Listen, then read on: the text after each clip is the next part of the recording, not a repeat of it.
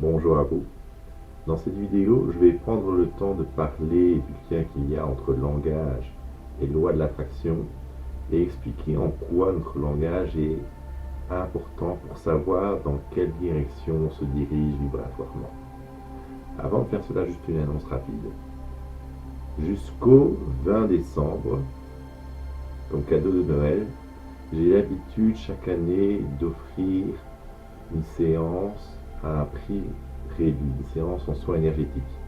Plutôt que d'être à 60 ou 65 euros, les soins énergétiques sont à 25 euros. Pour pouvoir bénéficier d'un de ces soins, vous pouvez cliquer dans le lien qui se trouve dans la description, juste en bas de la vidéo. Et une fois que vous vous trouvez dans la page de réservation, vous scrollez tout en bas de la page et là vous aurez le service cadeau de Noël soins énergétiques. Pour revenir maintenant au sujet de la vidéo, je voudrais avant tout réexpliquer en quoi la réalité physique, la réalité que nous vivons, l'instant présent, est le résultat de nos pensées, de notre état vibratoire. Cette réalité, c'est une vibration qui a été densifiée et modelée en fonction de nos pensées. Cela signifie que, spirituellement, consciemment, nous sommes les créateurs de notre réalité et que tout émane avant tout de notre conscience. Avec la plupart des coachs en loi de l'attraction, afin de savoir quel est notre état vibratoire, afin de savoir si on est également aligné sur ce qu'on souhaite manifester, on conseille généralement de sentir ses émotions. Nos émotions sont le compas qui nous permet de savoir dans quelle direction on va aller. Si j'ai une émotion positive, je manifeste quelque chose de positif. Si j'ai une émotion négative, je manifeste quelque chose de négatif. Je suis d'accord avec cela. Il y a moyen d'observer de manière plus précise quel type de pensée nous avons grâce à notre langage, grâce aux mots que nous employons tous les jours. Si on considère que la réalité est le résultat de notre propre vibration, les mots que nous émettons, les mots que nous allons employer, les phrases qui vont sortir de notre bouche sont l'expression de notre pensée, l'expression de notre logique, mais également l'intention qui est envoyée vers la réalité. Cela signifie que il est très important de faire attention au type de langage qu'on emploie. Pour prendre un exemple qui est très simple, voire très grossier, si vous avez l'habitude de jurer, de pester tout au long de votre journée, c'est que vous avez des pensées négatives, des pensées médisantes, et donc vous êtes dans cette spirale de négativité.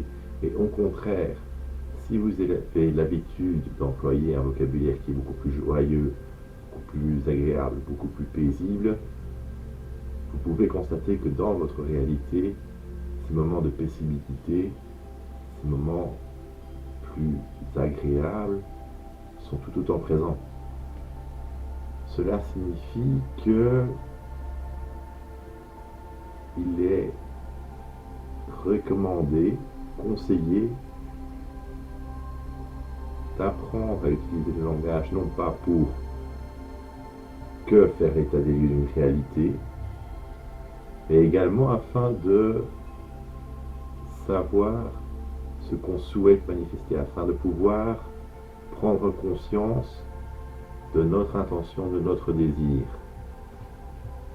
Abraham X a l'habitude de dire que si nous ne faisions que parler de ce que nous souhaitons, de ce que nous voulons, de nos désirs, nous ne verrions plus jamais, nous n'aurions plus jamais de difficultés, de problèmes dans notre vie.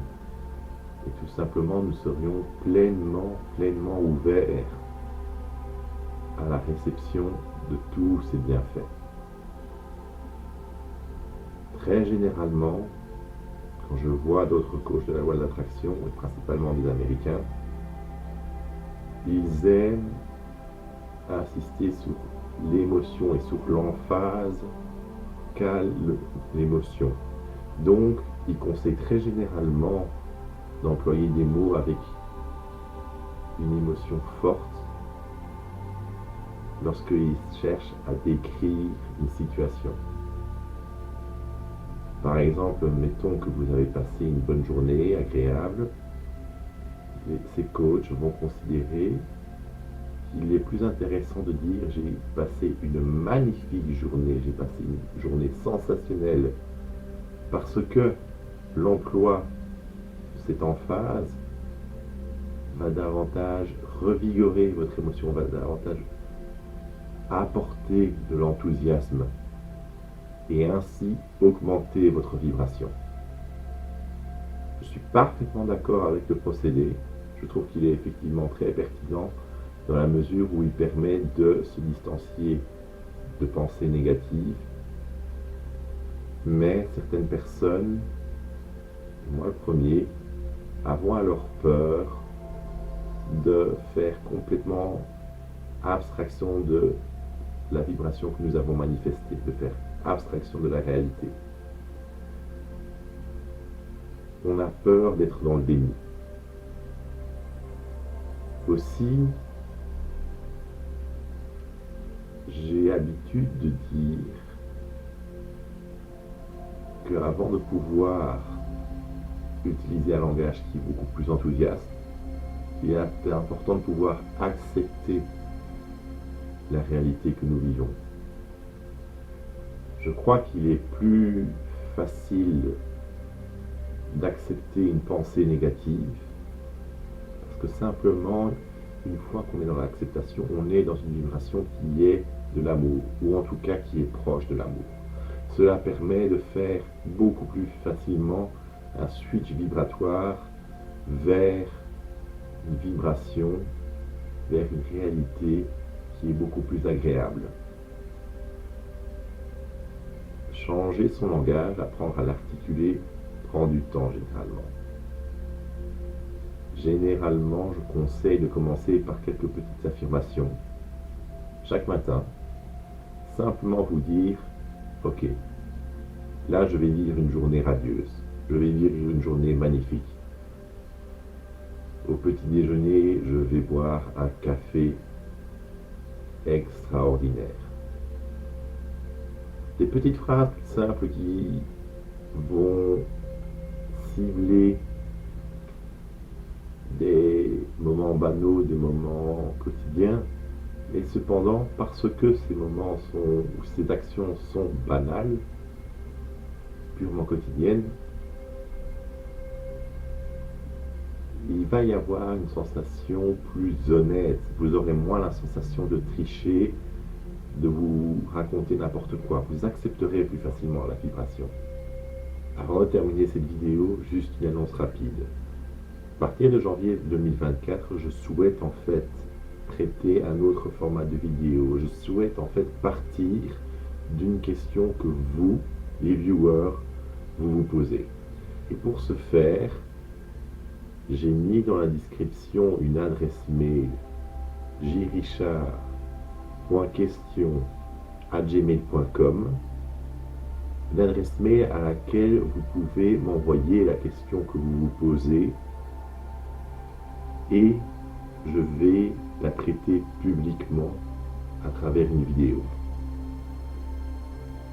Lorsque vous m'envoyez une question, je vous demande d'être concis si possible. Ne m'envoyez pas un roman dans la mesure où je risque d'avoir beaucoup de demandes de questions et que je devrais en choisir une.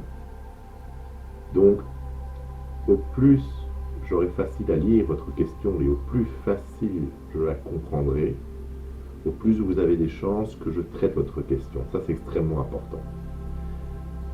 De même, au niveau des sujets des questions, vous pouvez choisir n'importe quel sujet qui a trait à la spiritualité. Maintenant, ce sera beaucoup plus facile pour moi à partir du moment où cela reste dans le domaine de la loi de l'attraction, du soin énergétique, de la médiumnité, de la lecture des énergies.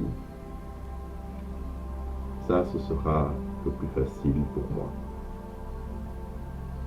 De même, pour ma part, je vais vous inviter à poser votre question, même si parfois il y a un stress, dans la mesure où, si vous posez la question, vous pouvez être sûr que vous êtes au moins 100 à vous poser la même question. Donc, il n'y a pas de bête question. Et si vous avez une hésitation, si vous avez le moindre doute, c'est une raison supplémentaire pour m'envoyer ce mail avec votre question. Vous ne risquerez pas d'être couvert de ridicule. Au contraire, vous prouverez à vous-même que vous êtes malin, parce que vous voulez savoir. Et de même, cette question, je la traiterai de manière anonyme. Je ne citerai jamais le nom de la personne ou l'adresse mail qui m'a posé la question. Je vous souhaite une excellente journée et à bientôt.